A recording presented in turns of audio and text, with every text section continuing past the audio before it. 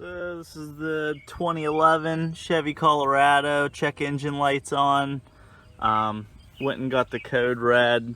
It said it has a large emission leak, code P0455, and the recommended part was this solenoid.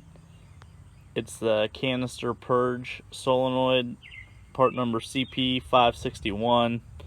I got this at Advanced Auto. It was only, I got this at Advanced Auto. It was $24. They weren't any cheaper on Rock Auto or anywhere else. So you have, this is what it looks like. I'm sure it mounts right here, and you have a hose coming in, hose coming out, hose coming in, hose coming out, mounting point, and connector, 2 prongs. So it looks fairly simple. Swap out. We'll see if it fixes the problem.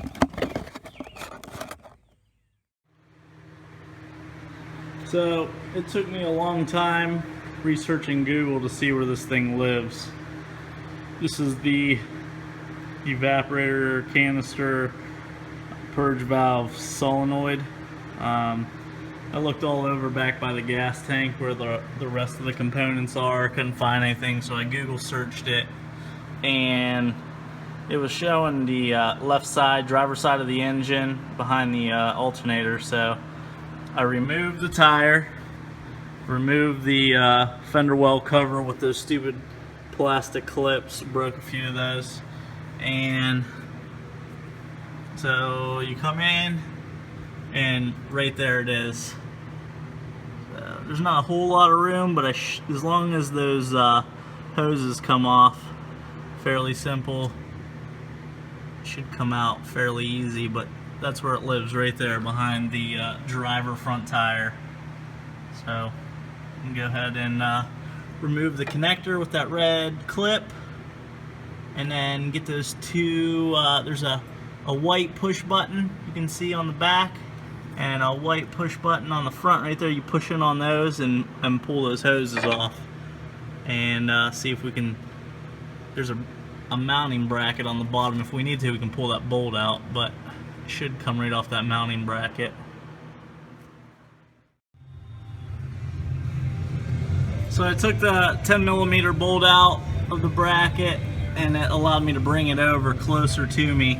I got the back hose off. The connector was with the red tab, and then I pushed in on the there's two white clips, removed the back hose. I couldn't get the front hose off. It's got the same thing, 2 white clips. You push on those white clips and it should come out, and then I can swap over to the new valve. So I got it out by pushing on those white clips. Now you want to pull this clip up right here with a screwdriver over that plastic, and this will slide off, and then you can put your new one on this mounting bracket, connector, 2 lines, and ready to install.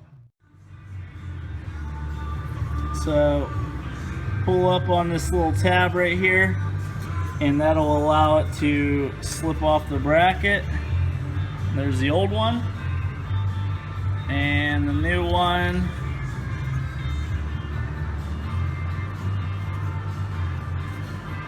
Make sure you put it on in the right order. Slides on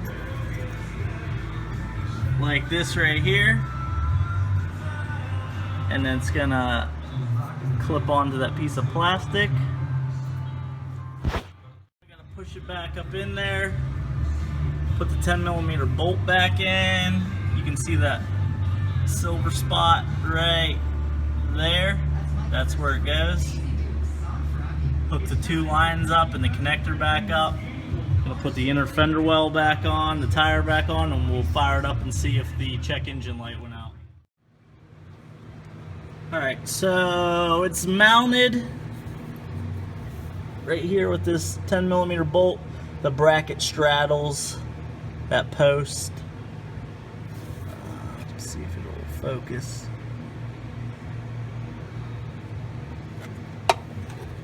Now we need to put the two connectors on. This forward connector, there's not a whole lot of room in here. This forward connector will connect to the gray forward portion. The wire connector will slide in the bottom, and then there's one more connector back here.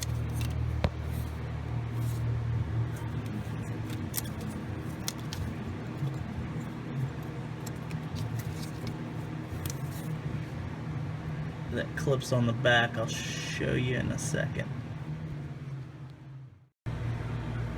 There it is with the new one installed. Front hose is on. The white clips.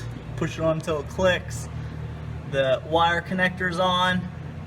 And then you can see the top of it has another connector with the white clip. It just pushes on, you'll hear them click. 10mm bolts in, and I'm going to start it up, see if the check engine light left, and put the fender well back on and the tire back on. Alright, so I replaced that solenoid, and I disconnected the negative terminal on the battery to reset the check engine light, and truck's running right now. No check engine light, so we'll see if it comes back, but so far it's clear. Usually it's on as soon as you start the engine up. Alright, thanks for watching.